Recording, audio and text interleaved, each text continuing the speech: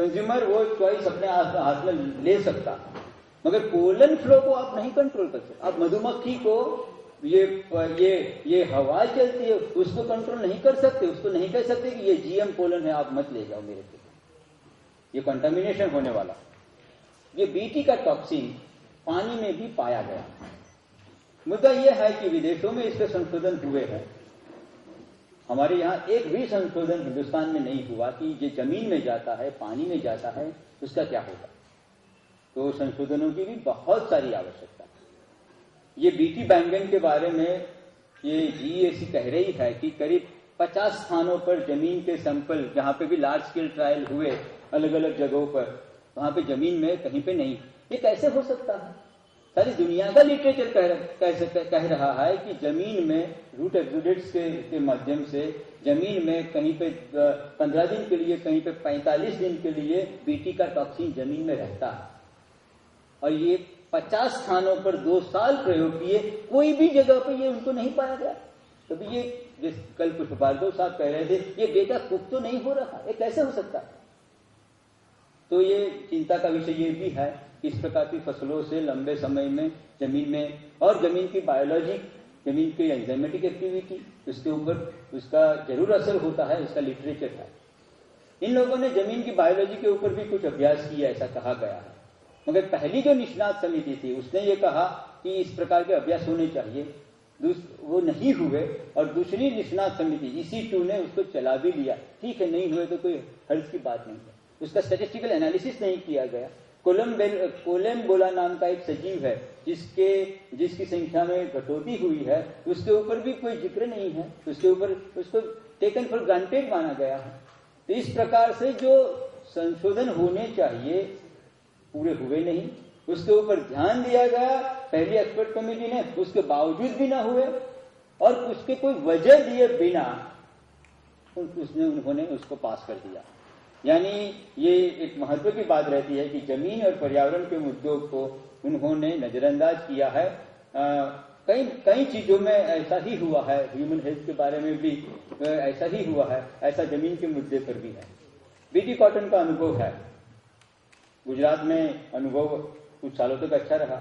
मैं गुजरात में कह रहा हूं, marriage is continue, but the honeymoon of Gujarati farmers with BT cotton is over. Honeymoon पूरा हो गया, we are waiting for the tigers. वही बात है, 10 साल में 5 साल में उन्होंने कमा लिया। आप देखिए यील्ड का ग्राफ देखिए, नीचे आ रहा है, तो ये लंबा चलता नहीं। इसके दौरान जमीन में खाद बहुत ज्यादा डालना पड़ रहा है। मैं कंपेयर कर रहा था, तो उतनी प्रोडक्टिविटी बनाए रखने के लिए 2005 और 2008 के 3 साल के बीच में 25% ज्यादा रासायनिक खाद डालना पड़ रहा है। आज ग्लोबल वार्मिंग की बात कर रहे हैं, लोग रिलेट कर रहे हैं कि नाइट्रोजनस फर्टिलाइजर्स और ग्लोबल वार्मिंग के बीच में क्या संबंध है। क्या ये आवश्यकता नहीं है कि क्लाइमेट चेंज, ग्लोबल वार्मिंग और बीटी कॉटन या तो इस प्रकार की high intensive energy, water consuming, chemical consuming crop के साथ क्या संबंध है? कोई संशोधन नहीं।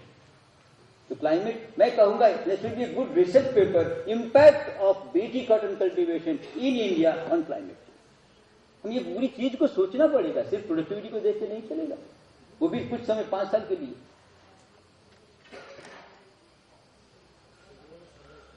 मिलीबग की बात भी है। मुझे एक गुजरात गवर्नमेंट के एक डायरेक्टर ऑफ एग्रीकल्चर ने बताया कि ये जो बीटी का जीन है वो एक कोकर नाम की वैरायटी में अमेरिका में वो ट्रांसफर करने में सफल हुए। वो तो एक चांस लेना होता है, उनको लॉटरी वहीं पे लग गई। तो वो कोकर का ब्लड आया है हिंदुस्तान में, जो जीन आया है वो वहीं से आया है। और Coker is known to be a very susceptible cotton variety for sucking fish. जो चूसने वाली जीवात है उसके लिए वो बहुत ही जानी मानी जात है। पहले यहां पे भी इस्तेमाल हुई है बहुत सालों पहले, अब शायद ये तो वजह नहीं। जहां जहां भी दुनिया भर में बीटी कॉटन गया, अमेरिका में स्टिंक बग, चाइना में मिलीड बग, इंडिया में मिली बग। ये नई एक नया कीट, और ये जो सेकेंडरी कभी देखा नहीं था, कपास में मिली बग का अटैक, पूरे खेत के खेत नष्ट करते जा रहे हैं। तो ये एक रिडक्शनिस्ट अप्रोच, ओल्ड जो ऑब्सोलीट हो चुका है, ऐसा reductionist approach to kill the pest, किस प्रकार के इकोलॉजिकल इम्बैलेंस करते हैं उसकी बात उसमें है। कविता ने बताया है कि कुछ आरोग्य के बारे में भी बात हो जानी चाहिए।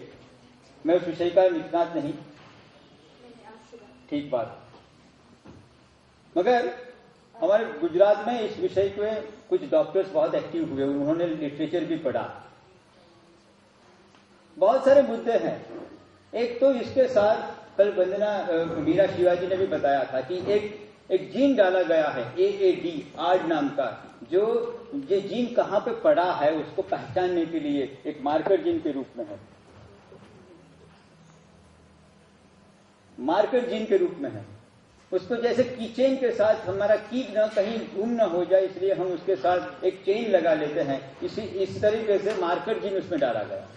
अब वो कैनामाइसिन नाम का एक हमारे इस्तेमाल में होने वाली एक एंटीबायोटिक की दवाई है, उसके खिलाफ रेजिस्टेंस डेवलप कर सकता है। अगर वो जीन जो पौधे के लिए कुछ काम का नहीं मगर टेक्नोलॉजी के लिए काम का था, उनके साथ रखना जरूरी है, उसके साथ गया है, अगर वो ह्यूमन गट बैक्टीरिया, हमारे पेट में जो रहने वाले जीवाणु है, जीवांश है, उसमें अगर वो DNA आ जाता है तो एक पूरी दवाई, एलोपैथिक ट्रीटमेंट हम बंद कर देंगे। उसके साथ साथ में बहुत सारे उदाहरण मौजूद है जो पशुओं में पाया गया, ऐसे और सजीवों में। ये तीसरी या चौथी जनरेशन में माइस के ऊपर उसकी प्रजनन क्षमता कम हो गई। तो इतने सारे मुद्दे हैं हेल्थ के बारे में।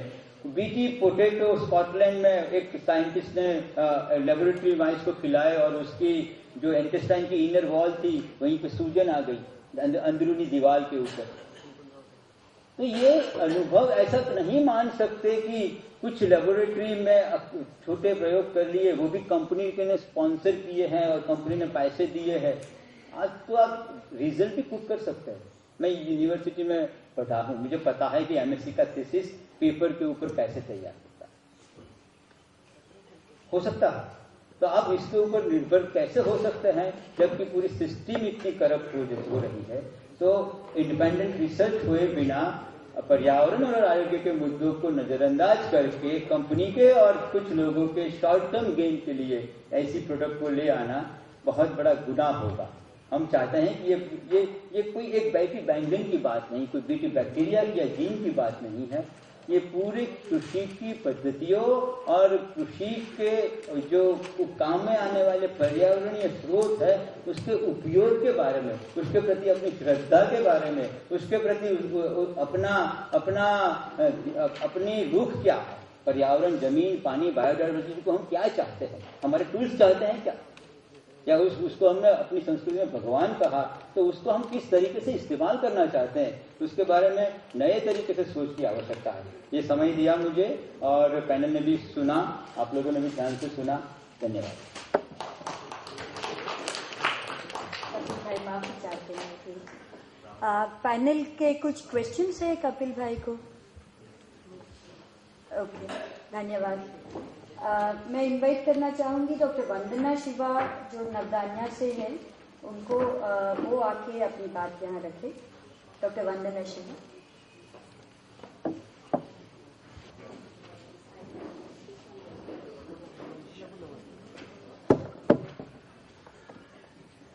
Members of the jury, किसान साथी, मैंने नवदान्या 1987 में इसलिए शुरू किया था क्योंकि मेरी हरित क्रांति की किताब की वजह से मुझे एक बायोटेक्नोलॉजी की कॉन्फ्रेंस में बुलाया गया। मैं बायोटेक्नोलॉजिस्ट हूं नहीं, पर उस कॉन्फ्रेंस में आज जो इंडस्ट्री छा गई है वही इंडस्ट्री जो जहर लाई है, पेस्टिसाइड लाई है, दवाइयों को भी काबू कर रखती है, वो ही सब एक कंपनियां हैं। उस मीटिंग में उनने सीधे कहा कि हमको जेनेटिक इंजीनियरिंग इसलिए करनी है क्योंकि बिना इसके हम पेटेंट नहीं ले सकते। हमारा मानना है कि पेटेंट के कमरे के में घुसने के लिए जेनेटिक इंजीनियरिंग करने की जरूरत थी क्योंकि उसके द्वारा वो कह सकते थे कि हमने कुछ नया किया, और वो किया जो किसान नहीं कर सकते, और इसके द्वारा बीज पे काबू करने का एक रास्ता बना। पर असली एम हमेशा रहा है पेटेंट का, और वो ही पेटेंट के पीछे आज हमारे कपास के किसान जो बीटी कपास उगा रहे हैं, कर्ज में डूबे हैं, आत्महत्या कर रहे हैं। दूसरी चीज इन कंपनियों ने कही कि हम अगली सदी के शुरुआत में बस 5 कंपनियां होंगी, और वो 5 कंपनियां जो बीज बेचेंगी जेनेटिकली मॉडिफाइड होगा और पेटेंटेड होगा। और आज अगर हम देखें, ये सच हो गया है। पहले 4 कंपनियां होती थी, सीबा, सैंडोज, एस्ट्राजेनेका, एक बनके सिंजेंटा बन गई हैं, और मोंसैंटो ने तो दुनिया की सारी बीज कंपनियां खरीद ली हैं। अब आजकल सब्जी की बीज कंपनी खरीदी है, और इसलिए बैंगन का सारा जो कहानी शुरू हुआ है, क्योंकि भारत में सब्जी एक बहुत अहम खाने का एक बहुत इंपॉर्टेंट हिस्सा है। भारत में जितनी हम सब्जी खाते हैं और कहीं नहीं खाते, और जितनी विविधता है वो और कहीं नहीं है। तो पहले कपास हुआ और अब ये हुआ। 91 में हमारी नई आर्थिक नीति बनी, और उसी समय विश्व बैंक के दबाव से हमारे बीज का नीति ऐसा बदला गया कि बड़ी बहुराष्ट्रीय कंपनियों को भारत में आने की स्वतंत्रता दी गई, और साथ साथ स्वतंत्रता दी गई कि वो सरकार उनके बीजों की टेस्टिंग नहीं करेगी। और इसकी वजह से वो अपना ही बोल के, जैसे 1500 किलोग्राम एकड़ के बीटी कपास के होते हैं, वो फिगर चैलेंज करने के लिए सरकार के पास कुछ नहीं रहा। उसी समय के आसपास पृथ्वी सम्मेलन हुआ, जिसमें हम लोगों ने बहुत मेहनत करके कन्वेंशन ऑन बायोलॉजिकल डाइवर्सिटी में एक क्लॉज डाला, सरकारों को बता के कि ये नई तकनीक का जैव विविधता पे क्या असर होने वाला है। उस सम्मेलन में, पृथ्वी सम्मेलन में, जो कन्वेंशन ऑन बायोलॉजिकल डाइवर्सिटी निकला, उसमें आर्टिकल 19.3 में बायोसेफ्टी, पहली बार ये शब्द इस्तेमाल किया गया, बायोसेफ्टी प्रोटोकॉल बना, और उसके तहत सारी दुनिया में कानून बने कि जेनेटिक इंजीनियरिंग को कंट्रोल किया जाए। हम बहुत फॉर्चुनेट हैं कि हमारे वैज्ञानिकों ने 1989 में कानून बना लिए थे, rules on genetically engineered organisms and hazards micro organisms. पर जैसे ही पृथ्वी सम्मेलन हुआ, प्रेसिडेंट बुश सीनियर लौट के वॉशिंगटन में एक नया ऑर्डर पास किए, और वो ऑर्डर था, क्योंकि अब वो देखने लगे कि अब बायोसेफ्टी कानून होने वाले हैं, तो वो ऑर्डर का नाम था सब्सटैंशियल इक्विवेलेंस का कानून। इसमें कहा कि आप जेनेटिक इंजीनियरिंग तो करो, उसके द्वारा ये कहो कि हम नया बना रहे हैं, पर जब सेफ्टी की बात आए तो कहो प्रकृति जैसा करती है वो ही है ये, और टेस्टिंग आप प्राकृतिक चीज के साथ करो, और उसको मानो कि जेनेटिकली इंजीनियर्ड चीज को टेस्ट किया जा रहा है। ये पूरा गैर वैज्ञानिक स्टेप है, और ये अनसाइंटिफिक प्रिंसिपल अब हर जगह के कानूनों में आ गया है। हमारे कानून में नहीं था, पर डिपार्टमेंट ऑफ बायोटेक्नोलॉजी की गाइडलाइन से ये भी स्नीक इन हो गया है। 98 में तो बीटी कपास आया, इलीगली आया। हमने देखा जीएसी से कोई परमिशन नहीं ली गई थी, मोंसैंटो ऐसे ही ट्रायल शुरू कर दिए थे, और हम लोगों ने सुप्रीम कोर्ट केस किया, इसलिए 2002 तक ये बेच नहीं पाए। पर 2002 के अप्रैल के महीने, मार्च के महीने में वो ही पर्यावरण मंत्रालय ने हाई कोर्ट में कहा कि बीटी कपास बहुत भयानक है, इससे जहर निकलता है, इससे सॉइल्स खत्म हो जाएंगे। और उसके कुछ ही महीने बाद जब मोंसैंटो का और महीको का अप्रूवल था, तो अप्रूवल हो गया, जिसके लिए कह रहे थे भयंकर है, वो नव भारत का 151 गुजरात का बीज था, जिसमें बीटी पाया गया था, पर जेनेटिकली इंजीनियर नहीं था, वो कंटेमिनेशन के थ्रू आया होगा। उसके बाद डीबीटी ने कानून बदलने शुरू किए। पहला, कंटेन्ड एक्सपेरिमेंट्स के लिए डीबीटी का अथॉरिटी है कि ये डिजाइन सेफ है कि नहीं। पर जैसे ही पर्यावरण में जाता है एक पौधा, उसको एक्सपेरिमेंट कहा जाता है और उसको डिलिबरेट रिलीज कहा जाता है। उस वक्त इनने बहुत कन्वीनियंटली एक नया डेफिनेशन बना लिया, फील्ड ट्रायल्स को स्मॉल स्केल बना दिया और कहा कि ये कंटेन है। चाहे हम कंटेन नहीं कर सकते क्योंकि तितली आती है, मधुमक्खी आती है, हवा से पोलन होता है, मिट्टी में तो जा ही रहा है, तो इसको झूठा कंटेनमेंट दिया और आजकल जो सुप्रीम कोर्ट में केस चल रहा है ये अभी भी वो बहस है। दूसरा एक बहुत भयानक बदलाव डीबीटी लाई, जीवन में प्रोसेस होते हैं और इंटरैक्शन के बेसिस पे स्वास्थ्य पे, पर्यावरण पे हानि होती है। प्रोसेस से हटके इनने इसको इवेंट का रूप दिया और इवेंट का मतलब है कि ये अपने आप में एग्जिस्ट होता है और इसका कॉन्सिक्वेंस है कि अगर ये बैंगन में ये इवेंट अप्रूव हो गया तो फिर भिंडी में भी होगा, टमाटर में भी होगा, आलू में भी होगा और हर फसल में होगा, जो आजकल बीटी के ट्रायल्स चल रहे हैं। तो ये इवेंट की भाषा भी अमेरिका से आई। अगला स्टेप इस सारे रास्ते का है 2005, जब न्यूक्लियर डील के समय प्रधानमंत्री जी ने एग्रीकल्चर डील भी साइन की, जिसका नाम है US India agricultural knowledge initiative.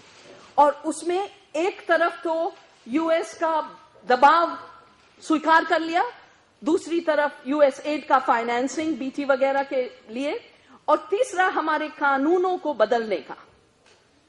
तो ये सब चीजें अभी भी चल रही हैं। बीटी कपास, बीटी बैंगन के मैं बस 3 इश्यूज रेज करती हूं क्योंकि 2 दिन से सुनवाई चल रही है। मैं लोगों ने बहुत इश्यूज रेज किए होंगे, मैं डुप्लीकेट नहीं करना चाहती। पहला है रैशनल बिल्कुल झूठ है, गलत है।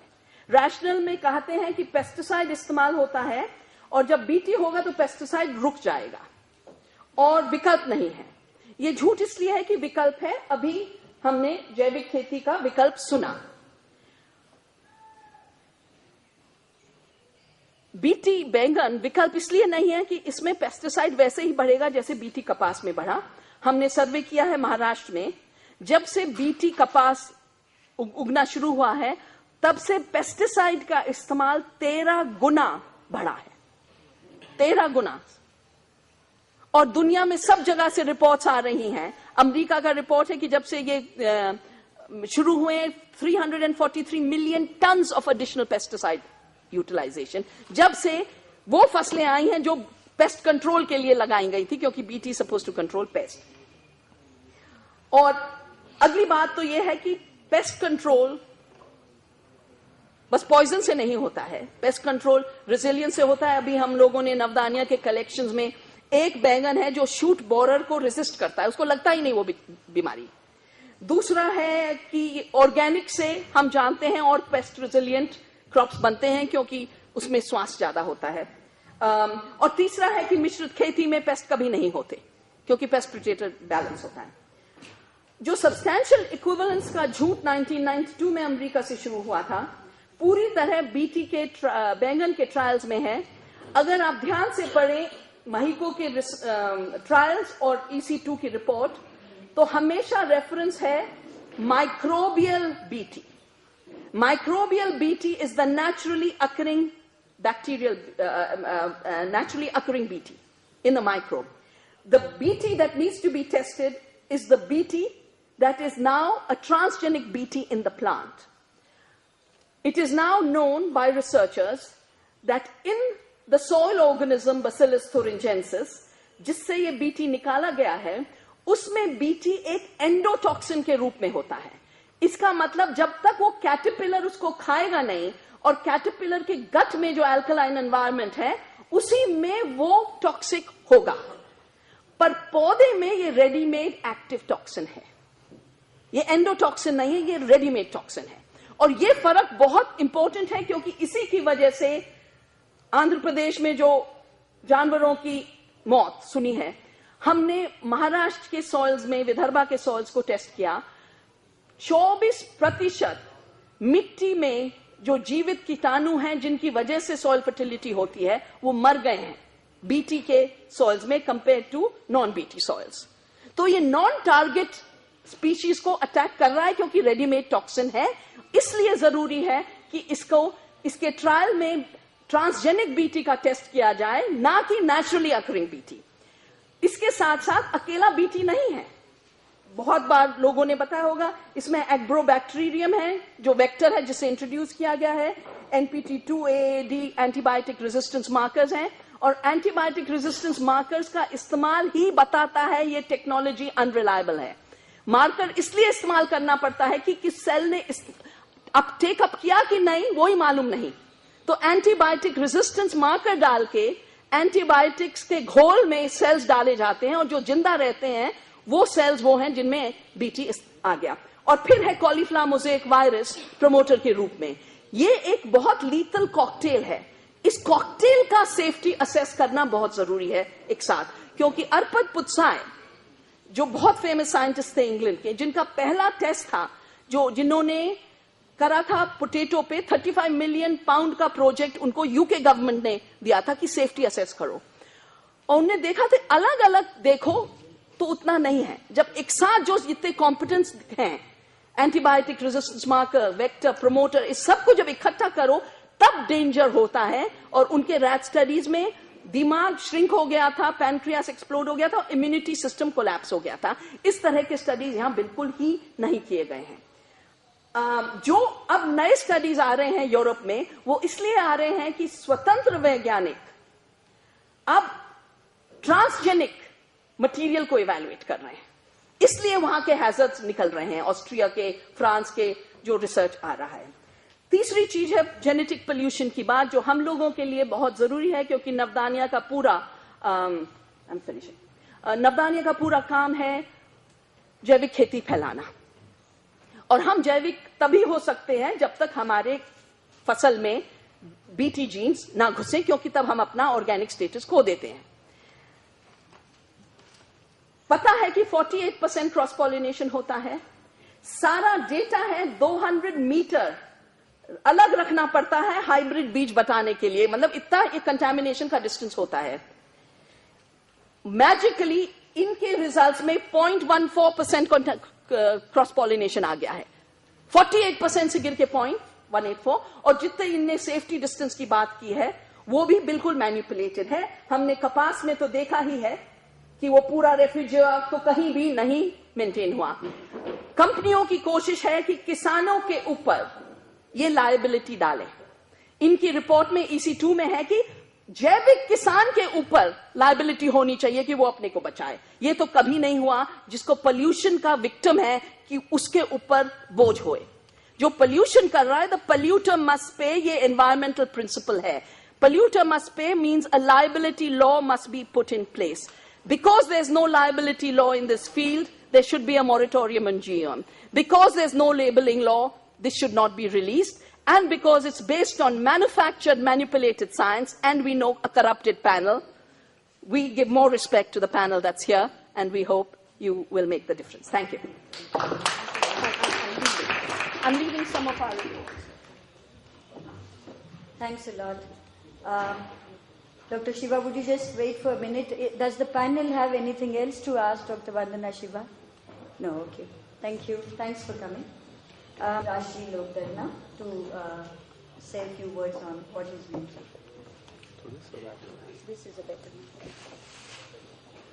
Respected members of the panel and farmers and various people who are motivated through the efforts of नहीं, बहुत सारे किसान हैं। तो जो प्रभावित किसान हैं और जो संगठनों से आए हैं, जो ये समझते हैं कि एक ऐसा विषय है जिसको वो उठाना चाहते हैं, विशेषकर जो इंडियन पीपल्स ट्राइब्यूनल के माध्यम से जो उन्होंने उजागर करने का प्रयास किया है, मैं सराहना करता हूं इसकी। हमने देखा है कि इस टेक्नोलॉजी के बारे में अभी भी अवेयरनेस कम है, और ये एक मुख्य चुनौती है हमारे सामने। हाल ही में गन्ना किसानों का आंदोलन हुआ था, और उस अनुभव को मैं इस मंच के माध्यम से इसलिए आपको बताना चाहता हूं कि वो एक उदाहरण था कि जब किसानों को जानकारी हो और वो प्रभावित हो, तो स्वयं अपनी समस्याओं का निदान ढूंढने के लिए, समाधान ढूंढने के लिए वो आगे आते हैं। वो एक राजनीतिक आंदोलन नहीं था। जिस तरह की राजनीतिक रैलियां होती हैं, मीटिंग्स होते हैं, उसमें साधन दिए जाते हैं, गांव-गांव में प्रचार होता है, साधनों के माध्यम से लोग आते हैं। यहाँ गांव-गांव में लोगों ने अपना पैसा इकट्ठा करके उन्होंने फैसला लिया कि इस विषय पे हम आना चाहते हैं। ये एक मुख्य चुनौती है, क्योंकि ये इतना साइंटिफिक इशू है, होना चाहिए नहीं होना चाहिए, और टेक्नोलॉजी का इसमें क्या रोल है, क्या इसका असर होगा, इसकी समझ मुझे लगता है ना तो विशेषज्ञों को स्वयं है, और मैं चूंकि एक मेंबर हूं ICAR का और संसदीय समिति कृषि की जो है उसका भी एक सदस्य हूं, और जब अनौपचारिक रूप से बातचीत होती है, जो संसद के भी कई सदस्य हैं उनके अंदर भी ये रुचि है और चिंता भी है कि जो फैसले हो रहे हैं हाल में, हमने BT कॉटन का अनुभव है, और अब जाके जो फैसला लिया जा रहा है GAC की रिकमेंडेशन है कि हम इसको भी हम अप्रूव करना चाहते हैं, तो एक चिंता है, लेकिन पूर्ण रूप से जानकारी किसी को नहीं है। अगर कहा जाए तो इंफॉर्मेशन में एसिमेट्री है। उसका क्या उपाय, इस तरह की पब्लिक हियरिंग्स हैं कि नहीं, ये तो समय बताएगा। हमने सुना है कि रमेश जी जो मंत्री हैं पर्यावरण के, उन्होंने भी इस मामले को उठाया है। उन्होंने चिट्ठी लिखी है शरद पवार जी को, जो कृषि के मंत्रालय को देख रहे हैं, कहा है कि जो लोग प्रभावित हैं उनको इसमें पूरे दायरे में लाना चाहिए, उनसे चर्चा करनी चाहिए। लेकिन मुझे शंका ये लग रही है कि ऐसा ना हो कि जैसे अब पब्लिक हियरिंग्स होल्ड की जा रही हैं, उसमें मिनिस्टर कंसर्न भी जा रहे हैं, इश्यूज पे चर्चा हो रही है, कि ये ना कहें कि इस पूरे डिसीजन को वो पॉलिटिकली वैलिडेट कर दें कि हमने ड्यू प्रोसेस फॉलो किया, जबकि ऐसा बिल्कुल नहीं है। स्वास्थ्य मंत्रालय की ओर से भी जो इन्वॉल्वमेंट होना चाहिए पूरे इशू में वो नहीं है। अभी मैं वंदना शिवा जी को सुन रहा था, उनका जीवन गया है तो किसानों को उजागर करने के लिए, और इस तरह की जो फैसले लिए जाते हैं एड हॉक और एक पिजन होल्ड अप्रोच, जिसको हम अपने देश में जो नीतियां बनाते हैं कई वर्षों से एक रोग कह सकते हो, कि हमने कृषि को पूर्ण रूप से कभी समझा नहीं और देखा नहीं। हम इस टेक्नोलॉजी के पक्ष में या विरोध में मैं कुछ नहीं कहूंगा, मैं सिर्फ ये कहूंगा कि क्या हमने समझा है कि जब इस तरह की तकनीक लाएंगे और निजी कंपनियां जो निवेश कर रही हैं अनुसंधान में, उनको हम एक मार्केट तैयार करके दे रहे हैं, तो उसका प्रभाव किसान की आमदनी पे क्या पड़ेगा। पूर्ण सवाल ये होता है, हम सिर्फ उत्पादन बढ़ाने के लिए किसान एक यंत्र नहीं है, वो सिर्फ एजेंट नहीं है कि आप प्रोडक्शन बढ़ाना चाहते हैं तो किसान क्यों देखें। किसान की जो सामाजिक स्थिति है, आर्थिक स्थिति है, उस पर भी हमें नजर लानी होगी। BT कॉटन के और जो बीज आएंगे इस तरह के, वो ज्यादा महंगे पड़ेंगे। अभी दावे किए जा रहे हैं कि हम कॉस्ट पे ही देंगे, ये नकली दावे हैं। Cost of research will be included, cost of marketing will be included. तो और विशेषकर BT ब्रिंजल के विषय में ये भी विषय है, क्योंकि 4000 साल से यहाँ कल्टीवेशन हो रहा है। India is origin country. This is a disputed claim, let me tell you, but it is nevertheless a claim that is being made. What will be the impact on the biodiversity, on the ecology of the soil? These are issues that have to be addressed. We've just heard Vandana Shivaji describing the whole process of how all the biosafety testing norms have been changed to suit industry. And there are no medium or long-term biosafety tests that have been carried out that show the whole picture. What is the holistic impact of releasing this technology? So these are valid issues. I think these opinions do need to be addressed. They need to be, put out there. The whole problem with this is कि अगर हम इसको संगठित रूप से किसानों तक ले जाना चाहते हैं, तो आज एक राय व्यक्त की जाती है कि जो विरोध कर रहे हैं वो जैविक खेती को बढ़ाना चाहते हैं, और जो उसको लाना चाहते हैं वो उद्योग के साथ जुड़े। कहीं भी जो प्रभावित किसान हैं उनको हम जानकारी नहीं दे पा रहे हैं कि आप क्या असर आप पर पड़ेगा। तो इसलिए मुझे लगता है कि एक public debate, public discourse is of course a step in the right direction, but also we need to look at enacting legislation in important areas. One of the key areas that I feel we need to move on is that there is a conflict of interest. This is the basic conflict of interest. We've asked ICAR से भी हमने पूछा कि क्या आप इसमें biosafety testing करने का अधिकार है। वो खुद उसको मना करते हैं कि हम कैसे कर सकते हैं। हम जब खुद रिसर्च कर रहे हैं, प्राइवेट इंडस्ट्री रिसर्च कर रही है और सरकार के पास कोई तंत्र नहीं है कि वो खुद जो अनुसंधान हो रहा है उसकी जो भी फाइंडिंग्स है उनको वेरीफाई कर पाए। एक तरह से हम इंडस्ट्री पे ही रिलायंट हैं, जो मेको की फाइंडिंग्स हैं उन्हीं को हम दावा बनाकर आगे जनता के बीच में पेश कर रहे हैं। तो एक इंडिपेंडेंट अथॉरिटी कह लीजिए, मैकेनिज्म कह लीजिए, हमें आवश्यकता है कि बायोसेफ्टी के लिए एक इंडिपेंडेंट हम अथॉरिटी बनाएं। Of course, there are several other concerns, valid concerns that have been raised through this month. मैं यहाँ प्रतिनिधित्व कर रहा हूँ अपने राजनीतिक दल का। हम किसानों के प्रति पूर्व में भी और आगे भी समर्पित रहेंगे कि किसानों को हम राष्ट्र की मुख्यधारा में लाएं। जिन विषयों पर चर्चा हुई है इस इवेंट के दौरान, मैं निवेदन करूंगा कि आयोजक पूर्ण रूप से जो भी उसका साहित्य उससे जुड़ा हुआ है जरूर मुझ तक पहुंचाएं। प्रयास करूंगा कि संसद के अगले सत्र में जिस तरह से इस पूरे विषय पर चर्चा होनी चाहिए जरूर हो, उसमें मैं भाग लूंगा, अपनी पार्टी की राय को व्यक्त करूंगा। Again, I state that I'm not against technology, but I'm definitely against the way we are implementing and wholeheartedly embracing this technology without fully understanding the impact it can have on the socio-economic position of the farmer. He's not just a producer; he's a human being. He has aspirations. He has needs. I think because the cost advantage is going to go down tremendously, and he will be left with no options. Because of the cross-pollination and just the aggressive marketing. अगर आप किसी किसान के पास जाके कहेंगे कि आप ये बीज बो दीजिए और आपकी जो यील्ड है वो दुगना तिगना हो जाएगी और कीटनाशक आप जितना इस्तेमाल करते हैं आपको आवश्यकता नहीं होगी, तो उस किसान को कोई रोक नहीं सकता, वो बिल्कुल करेगा। तो इसलिए जिस तरह की अग्रेसिव मार्केटिंग हो रही है, एक तरह से सपने दिखाए जा रहे हैं और बीटी कॉटन का अनुभव ने हमें दिखाया है कि कई ऐसे दावे जो कंपनियां करती हैं वो सत्य साबित नहीं हो पा रही। कीटनाशकों का आज भी प्रयोग उन किसानों को करना पड़ रहा है और वो बीज उनके लिए बहुत महंगा पड़ा, उनको कर्जा लेके खेती करनी पड़ी और जिस भी एक वर्ष में उनकी अगर खेती तबाह हो जाएगी तो पूरा उनका परिवार उसमें साथ डूबे। तो ये एक समस्या है। मैं धन्यवाद देता हूं कि एक मंच मुझे मिला है। पैनल को तय करना है कि जो भी उन्होंने लोग प्रभावित हैं वो यहाँ आए, अपनी उन्होंने अनुभव को यहाँ बताया है और इनका फैसला सबको स्वीकार करना चाहिए। इस तरह से कहीं ना कहीं डायरेक्शन शायद हमें मिले। धन्यवाद। बहुत बहुत धन्यवाद। As part of this campaign बहुत सारे एमपी से हमने मिलते रहते हैं और Jayant Chaudhary ji at his age and before we went in we were told that he studied in the US and he'd come back from there. It was quite a surprise. उनके पास जितना जानकारी है GM बीजों का और generally agriculture के बारे में, it was actually quite a delight to meet someone who's taking deep interest in agriculture. बहुत सारे MP से मिलते हैं जो ना ही स्वास्थ्य के ऊपर ज्यादा ध्यान देते हैं, ना ही एग्रीकल्चर जैसे बेसिक मुद्दे के ऊपर। बहुत धन्यवाद that you been able to come here today.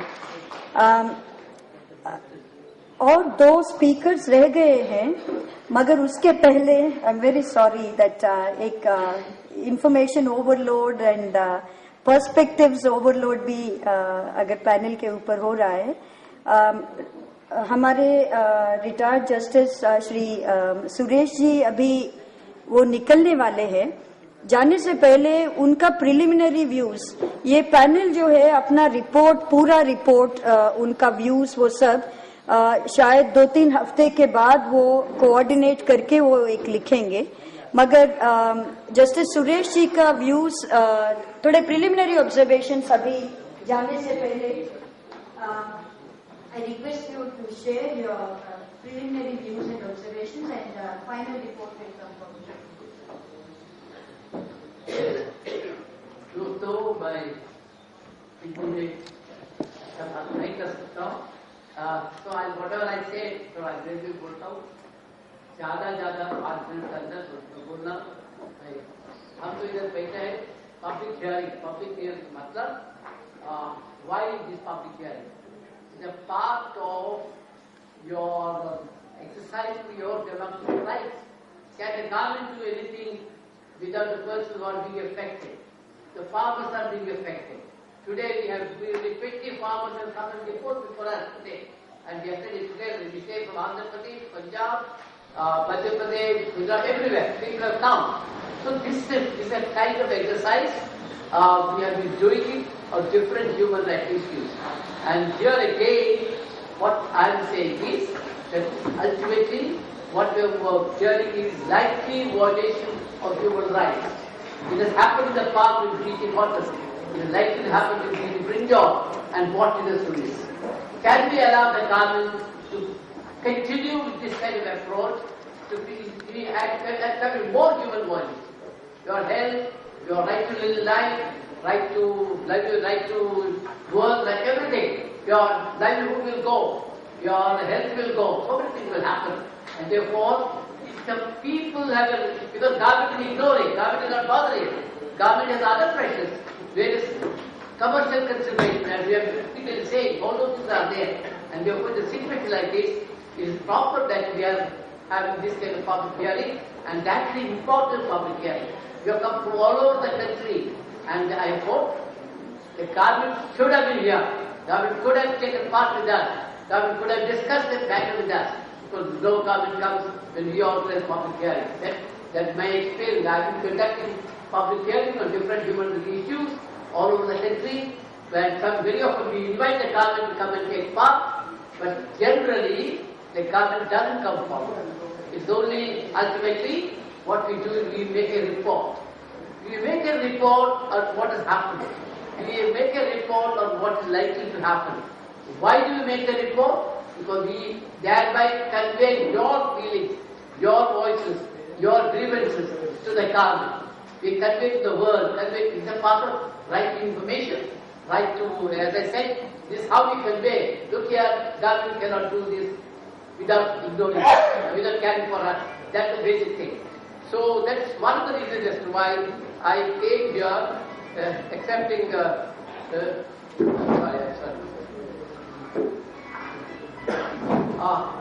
I tell you, as far as the subject is concerned, I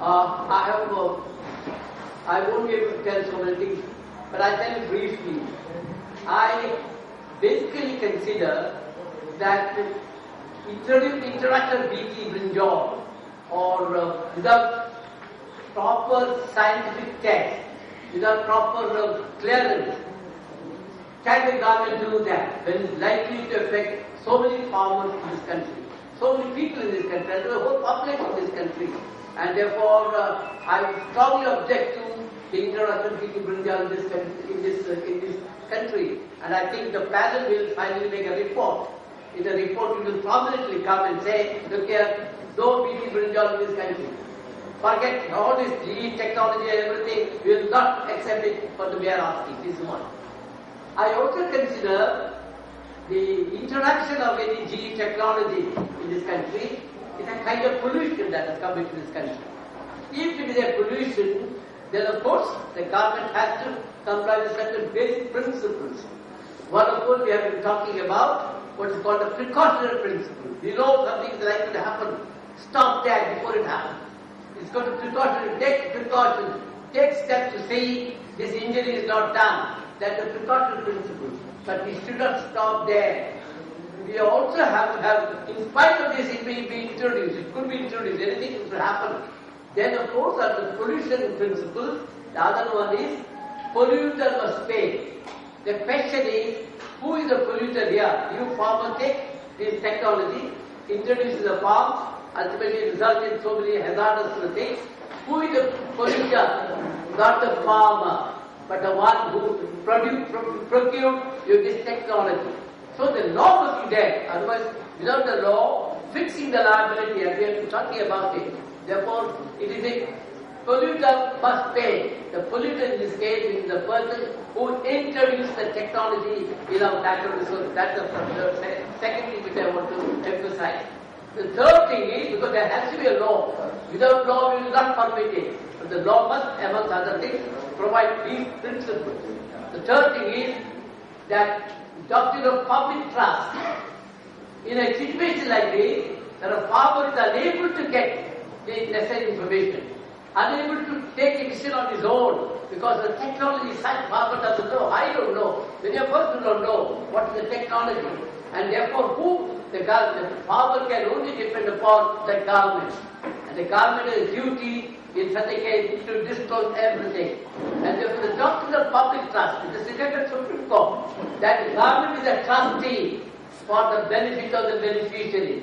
The government cannot let down the farmer. Government cannot let down the people because people have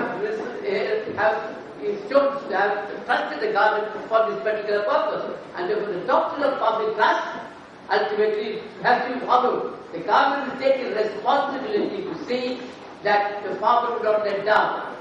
It also means that when you introduce any such technology, the government must give all material to the government hands. And therefore, the